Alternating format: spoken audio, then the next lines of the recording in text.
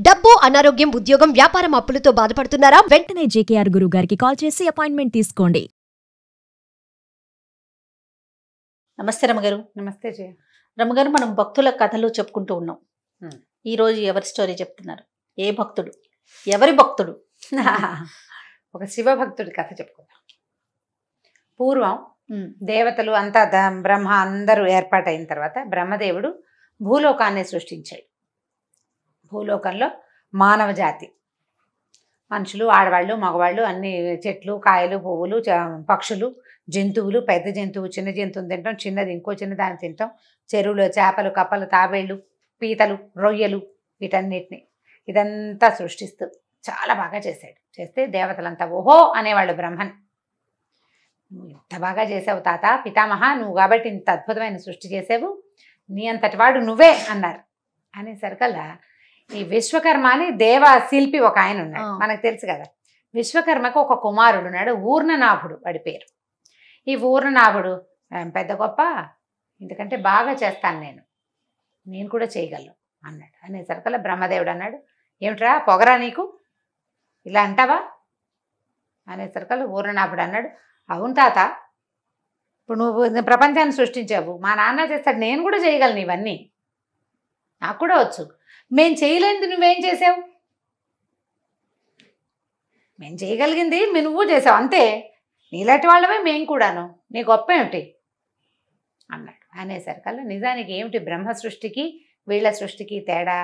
బ్రహ్మదేవుడు ఒక బొమ్మను చేసి దాని ముఖాన దాని విషయం రాసి పంపిస్తాడు, ప్రాణం పోస్తాడు. శిల్పి వస్తువు చేసి ప్రాణం పోస్తాడు, దాని మొహాన గీత గీయలేడు. బ్రహ్మ రాత వేరు, ఇతనికి అది తెలియదు. ఒక పొగరబోతుంది, ఆ బొమ్మ నేను చేయగలను, అది నాకు వచ్చు, ఆ భావంతో అన్నాడు. అనేసరికల్లా బ్రహ్మదేవుడి కోపం వచ్చింది. ఒరే, నీ పేరు ఊర్ణనాభుడు, ఊర్ణనాభం అంటే నాభి ఎందు కొంచెం ఊరే జిగురు వంటి పదార్థం ఉన్నది, దాన్ని సాలీడుని కూడా ఊర్ణనాభం అంటారు. సాలిపురుగు పేరు కూడా ఊర్ణనాభమే, నువ్వు సాలిపురుగు అయిపో, ఏం కడతావో ఇళ్ళు బాకిళ్ళు కట్టు అని చెప్పి ఆయన ఏం చేశాడు, ఈ ఊర్ణనాభుడిని సాలిపురుగుని చేసి పడేసేసాడు. పడేసరికల్లా బాగా దుఃఖపడ్డాడు. నేను అజ్ఞానంతో అన్నాను అనుకో, ఇంత పని చేస్తావా నన్ను, నాకు ఏదైనా ఒక అవకాశం చూపించమంటే ఈయన ఏమన్నాడు, సరే శివ పూజ చెయ్యి, శివుణ్ణి ధ్యానించు, ప్రార్థించు, పూజించు, ఆయన నీకు ఇస్తాడు కైవల్యం, ఈ శాప విముక్తి శివుడు ఇస్తాడని చెప్పాడు బ్రహ్మదేవుడు.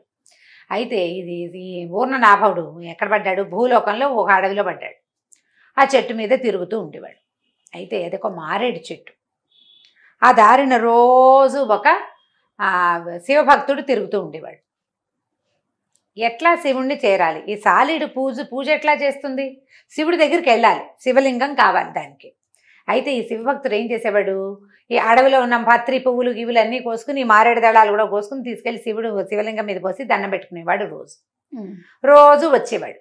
ఈ ఊర్ణనాభుడు ఏం చేశాడంటే, ఒకనాడు ఆ మారేడాకులతో పాటు తను కూడా వెళ్ళిపోయాడు ఆయన పూల బుట్టలోకి. ఈయన ఏం చేశాడు, ఆ పువ్వుల బుట్ట పుచ్చుకుని వెళ్ళి అది శివుడి మీద అర్చన చేశాడు. ఈ అర్చన సమయానికి ఊర్ణనాభుడు తప్పించుకున్నాడు, ఆకుల్లోంచి తప్పించుకుని ఓ మూలకొచ్చున్నాడు. ఆయన పూజ పూర్తి చేసి వెళ్ళిపోయాడు. అప్పుడు ఈ ఊర్ణనాభుడు వెళ్ళి ఆ శివుడికి సాష్టాంగపడ్డాడు. ఆ పరమాద్భుత సౌందర్యంతో అలరారే ఆ శివలింగాన్ని చూసి మైమర్చిపోయాడు. భగవద్ దర్శనం దొరికిందని సంతోషించి, ఇప్పుడు ఏం పూజ చేయగలదు? ఊర్ణనాభం పూజ చేయాలి. ఏం చేయగలదు? సాలీడేం చేస్తుంది? ఏమీ చేయలేదు. కానీ సాలీడికి ఒక బ్రహ్మాండమైన విద్యుత్తు, గూడు అల్లటం వచ్చుదాన్ని. అవును, దానికి పొట్టలోంచి వచ్చి స్రవించేటువంటి ఆ లాలాజలం లాంటి జిగురు పదార్థంతో సన్నటి బంగారు తీగల లాంటి ఇవి వస్తాయి దారాలు. ఆ దారాలతోటి శివుడికి పెద్ద గుడి కట్టింది ఈ ఊర్ణనాభం. ఆ గుడి కడితే ఇప్పుడు సాలెపురుగు తీగలు ఎంత సన్నవి, గాలి వస్తే దిగిపోతాయి. శివలింగం మధ్యలో ఉంది, దీని మీద నుంచి హర్మ్యాలు చక్కగా ఓ పెద్ద కోటలాగా కట్టింది. గుడి, గోపురం, గాలి గోపురం, రాజద్వారం, సింహద్వారం అన్నీ కట్టింది. ఇక అదే పని, అదే తను చేయగలిగే సేవ శివుడికి చేస్తూ ఉండటం. ఇంతలో గాలి వచ్చేసరికి తెగిపోతుంది, ఇది పోయి అక్కడ అతుకు పెడుతుంది. మరి అతుకు పెట్టాలి కదా, హర్మ్యాన్ని ఉంచాలి, శివుడి గుడిని ఉంచాలి. ఈ లోపల రెండో పక్కన తెగిపోతుంది, అక్కడికి పరిగెడుతుంది. ఇక ఇదే పని. ఆ శివుడు చూస్తున్నాడు, ఏమిటో దీని తాపత్రయం పాపం. చూసి చూసి చూసి కొన్నాళ్ళు అయ్యాక ఏం చేశాడు శివుడు, ఒక రోజు ఈ భక్తుడు పొద్దునే వచ్చి దీపం పెడతాడు. ఆ గూడులాగా ఉంది, అది అందంగా ఉంది, అతనికి కూడా తెలుస్తోంది. అది వచ్చి దీపం లోపల. పెట్టి వెళ్ళాడు. అయితే ఈ శివుడు ఏం చేశాడంటే ఆ దీపపు ఒత్తిని ఎగసని దూశాడు పరమేశ్వరుడు. ఏం చేస్తాడో చూద్దాం. ఈ ఒత్తి పైకి ఎగిసేసరికి అలా మామూలుగా మనం ఏం చేస్తాం దీపారాధన చేసేటప్పుడు ఒత్తి కొంచెం కిందకి పెడితే ఎక్కువసేపు నిలిచి కాలుతుంది. పైకి ఎగసని దూసాం అనుకో భగ్గుమని జ్వాల ఎంత ఎత్తున వస్తూ ఉంటుంది, ఆ మంట ఎక్కువ వస్తుంది. ఈ వచ్చే జ్వాల ఈ సాలెపురుగు తాలూకు ఈ దారాలకు అంటుకుంది. క్షణంలో కాలిపోయింది. పూర్ణనాభానికి కోపం వచ్చేసింది. మళ్ళీ కట్టడానికి ట్రై చేసింది. ఇంకో పక్క నుంచి కట్టుకొస్తుంది. శివుడు ఈ ఒత్తిని ఇటు పక్కకి జరిపాడు. ఈ పక్కది కాలిపోతుంది. ఏం చేయాలో తెలియలే.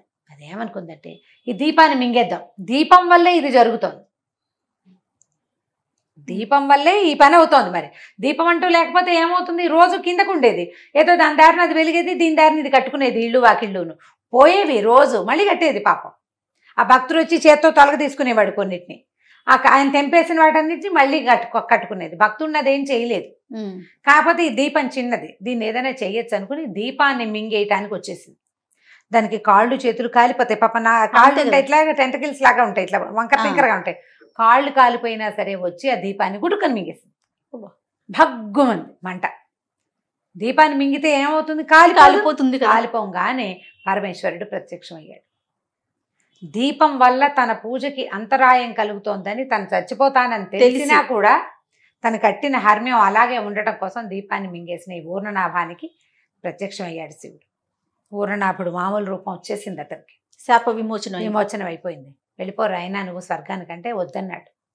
నాకొద్దు, నేను మళ్ళీ వెళ్ళి స్వర్గంలో ఏముంది, ఊరికే అలా జరామరణాలు లేని ఒక జీవితం, నాకు అసలు వద్దే వద్దు, నేను నీతోటే ఉంటా, ముక్తిని ప్రసాదించు, కైవల్యం కావాలి నాకు, నిరంతరము శివ సాన్నిధ్యంలో ఉండే అవకాశాన్ని ఇవ్వమని చెప్పి స్వర్గాన్ని కోరుకోకుండా, స్వస్థానానికి చేరకుండా ముక్తి కైవల్యాన్ని కోరుకున్నాడు.